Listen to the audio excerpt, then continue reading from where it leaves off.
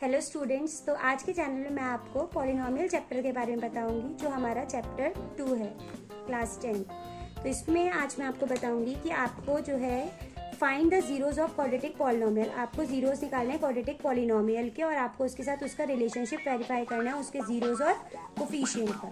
तो हमारे पास जैसी इक्वेशन दे रखी है, आपको ये क्वाड्रेटिक इक्वेशन जो होती है ये आपने 8th क्लास में भी पढ़ी है, आपने 9th क्लास में भी पढ़ी है और आपको बहुत अच्छे से पता है मिडिल टर्म स्प्लिटिंग कैसे होती है। बस आपके साथ ये क्या ऐड हुआ है, आपको जो रिलेशनशिप वेरीफाई करना है बस आपको उसी का ही ध्यान रखना है। इसमें एक यही नई चीज़ ऐड हुई है। तो हमारा क्या, जो हमारा क्वाड्रेटिक पॉलिनोमियल होता है वो हमारा इस फॉर्म में होता है ax² + bx + c।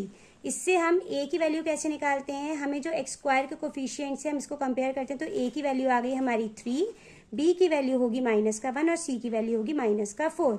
अब इसका रिलेशनशिप कैसे होता है, जो अल्फा प्लस बीटा होते हैं ये हमारे ये वाले जीरोज होते हैं जो हम x की वैल्यूज को निकालते हैं, ये हमारे जीरोज होते हैं alpha plus beta is equals to होता है -b/a और alpha beta is equals to होता है हमारे पास c/a।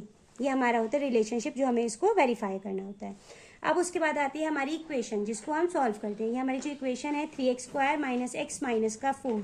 यहाँ पे हमें इसका ध्यान रखना होता है कि जैसे ये जो साइन है माइनस का, अगर ये साइन माइनस का है तो इसके जो फैक्टर्स चाहिए होते हैं वो हमें माइनस के ही चाहिए होते हैं। अगर ये साइन प्लस का होता है तो इसके फैक्टर्स हमें प्लस में चाहिए होते हैं। जैसे कि अभी आपको मैं बताऊंगी, देखिए ये 4 3 12 है।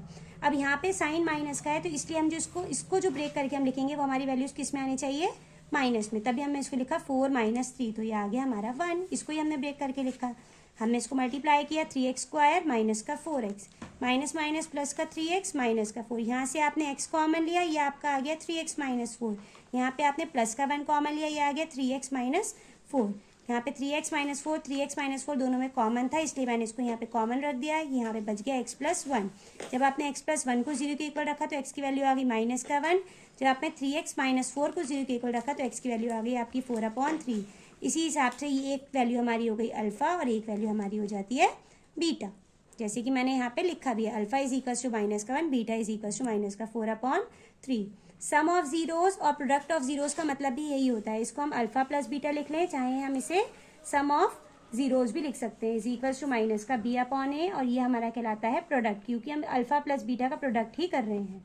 तो हमारा प्रोडक्ट इज इक्वल्स टू हो गया c/a। हमने क्या करा, इस वैल्यूज को हम पहले दोनों को प्लस करके देखेंगे, हमारी वैल्यू आती है 1/3 और यहाँ पे हमारे पास b की वैल्यू कितनी है, -1। ऑलरेडी एक माइनस हमारे पास था और ये माइनस माइनस हमारा क्या हो गया, ये हमारा माइनस प्लस का 1/3 हो जाता है और ये वैल्यू हमारी इसके साथ वेरीफाई हो जाती है। इसी तरीके से हम निकालते हैं प्रोडक्ट। ये हमारा आ गया -1 प्लस का 4/3 हो गया -4/3 और ये भी -4/3 आ गई। हमारी दोनों वैल्यूज वेरीफाई हो गई। यही हमारा कहलाता है वेरिफिकेशन। प्रोडक्ट रिलेशनशिप हमारा जो होता है जीरोज और कोफिशिएंट का वेरिफिकेशन ही होता है। Thank you.